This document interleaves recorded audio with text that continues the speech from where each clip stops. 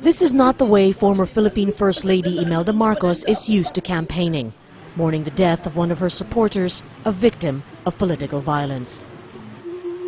The Marcoses have long been the dominant family in their home province of Ilocos Norte, but they no longer remain unchallenged.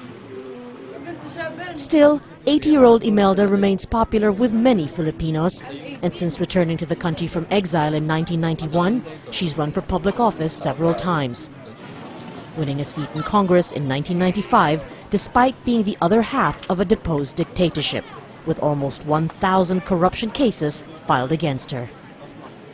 I am strengthened with the fact that I'm fighting for something not material, not for money, not for power, but I'm fighting for the most powerful and the most beautiful and the best of all leaders up there.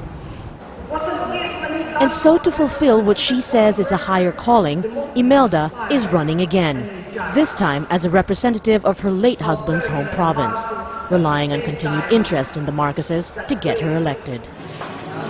The old Marcos residence is now among the top tourist attractions in Ilocos Norte. Parts of it have been turned into a museum, but the residence is still in use by Imelda Marcos. The number of visitors to her husband Ferdinand's tomb is seen by Imelda as a sign that her family still plays a role in national life here. Like the Marcoses, former president and movie star Joseph Estrada was also seen as greedy and ousted by a people's revolt. Unlike Ferdinand and Imelda, though, Estrada was convicted of plunder.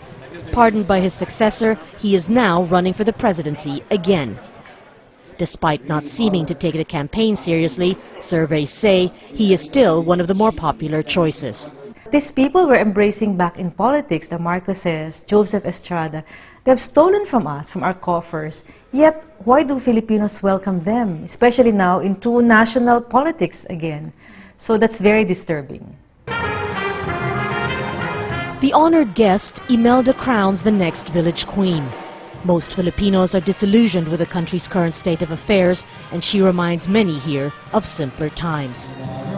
There are those who would rather return to the familiar, even though disgraced, icons. Many more are wondering how a better future is possible if they're unwilling to let go of the past. Margo Ortigas, Al Jazeera, Ilocos Norte, Northern Philippines.